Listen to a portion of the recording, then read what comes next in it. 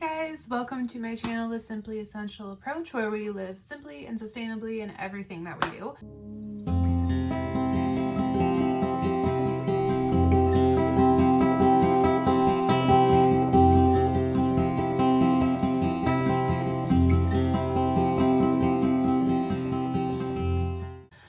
Today I am going to talk to you about composting 101. So like the basics that you need to know about composting, no matter where you live. I have lived in apartments, in houses, with other people, on my own, and I have composted everywhere that I've lived. So you can make it work. So right now I'm just going to ask you to subscribe to this channel really quick so that way you can get notifications of when I make new videos. Make sure to hit the notification bell and you'll be able to see more content coming up soon. But I'm just going to dive right in because I don't want to take up a lot of your time. So basically, what is compost? I think a lot of people know what compost is, but they don't really know like the sciencey stuff behind it. So compost is not just a dump of food scraps. It is composed of food scraps, but it's also organic material like grass clippings or leaves or twigs, and also like paper materials, so newspapers, coffee grounds, like the coffee filters. You could put cardboard in there, no plastic, nothing like that, nothing that is like man-made, basically. If it is organic material, or if it's paper derived from trees, not coated with plastic or anything like that, you can throw it in the compost. Things to not put in the compost that are not food scraps are like anything from an animal. So no dairy products, no byproducts, no meat or bones, nothing like that. Don't put anything from an animal in the compost because it could attract like different bugs that would lay eggs in your compost, and you really don't want that. So that's what really it's made of. So what does our compost actually do instead of just like sit there and rot? So if you use your compost and if it's nurtured properly, the compost actually brings back a lot of essential nutrients in your garden. So if you have really infertile soil that has been adulterated by like chemicals and pesticides and stuff like that, your soil is so depleted from all the good ingredients that it would nurture healthy growth in your garden. For example, my family's garden is on our farm property, our family farm property, and that speck of land hasn't been touched for about 50 plus years. Nothing was sprayed on it, nothing was grown in it. It just sat there for that long. And once we started gardening in it again, you know how normal zucchinis are like this big in the store? Our zucchinis were like this big. And that's because the soil was so rich in vitamins and minerals and everything that it needs to grow healthy crop. It just took over and it exploded our garden. So that's what compost does to your soil. If you add healthy churned compost that is a good mixture of all these ingredients, it will add essential compounds to your soil. Your garden needs rich, nutrient-dense soil, just like nitrogen, hydrogen, oxygen, all of those compounds it needs in there. So that way your garden can produce what you want it to. You don't really want a tomato plant that's going to give you 5 tomatoes for the year. You want it to keep producing and producing well, and it starts in your soil. So that's what it does for you. Now, I kind of touched on this a little bit, but what to actually like put in your soil, like I said, nothing from an animal. Don't put any meat, bones, dairy, nothing like that in there. You can put everything in it from like scraps here. The kids left the cucumbers out for a while and they dried up. So you could put scraps in there. You can put like this carton, you can tear it up and put it in there. Don't put a whole egg in there because again, it's the byproduct. If you have empty eggshells, perfect, but don't put the insides in it.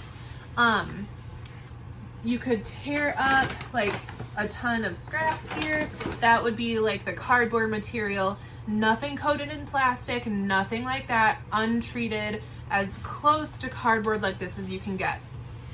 I said that. Oh, like grass clippings, like if you mow the lawn or rake the leaves, make sure they're dry because you don't want your compost to grow mold. You really want to make sure that it's getting enough dry material so that way when you churn it, it'll mix properly and it's not going to mold, because if it's molding, it's not nutrient dense, it's going to be toxic. So that's what you would put in it. Another tip, some people for their compost like to put worms in it to help it nurture a little bit better and so that it churns quicker or more quickly.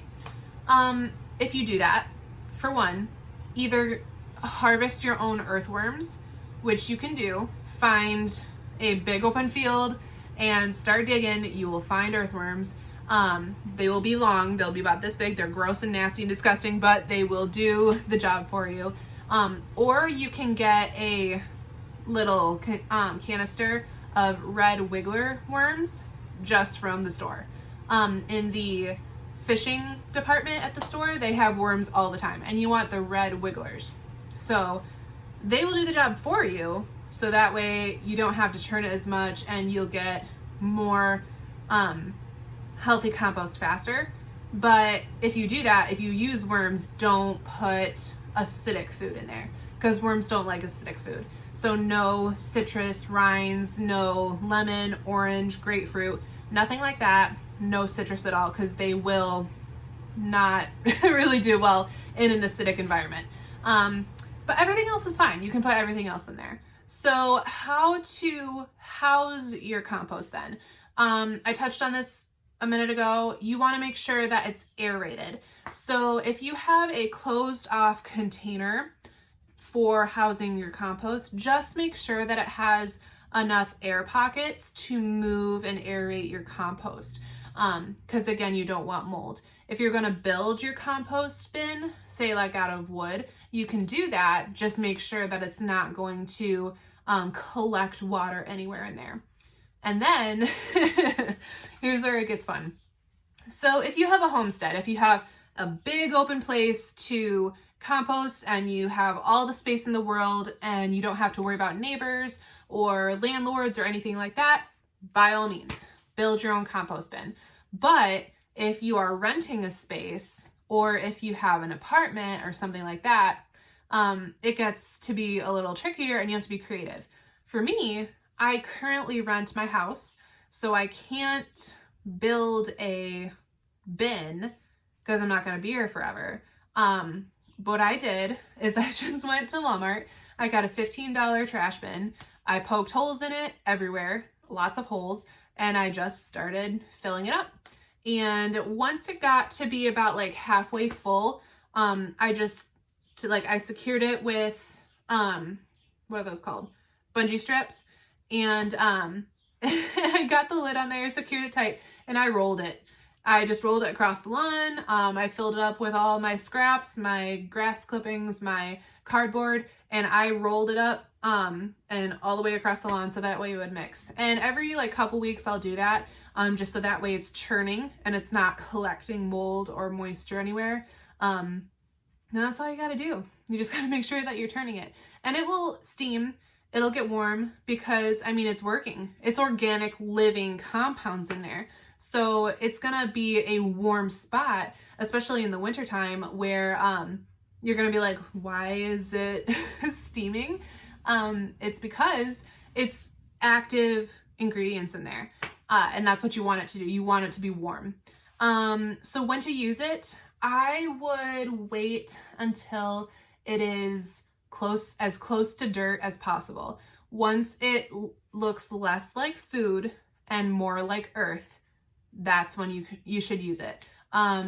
If you put scraps in the ground while they're still scraps, they're not going to really nurture the soil as well as when the nutrients and compounds are actually broken apart in the food and then distributed through the compost material. So you really want the ingredients to break apart as much as possible to release those compounds, and then they will nurture your soil a lot better.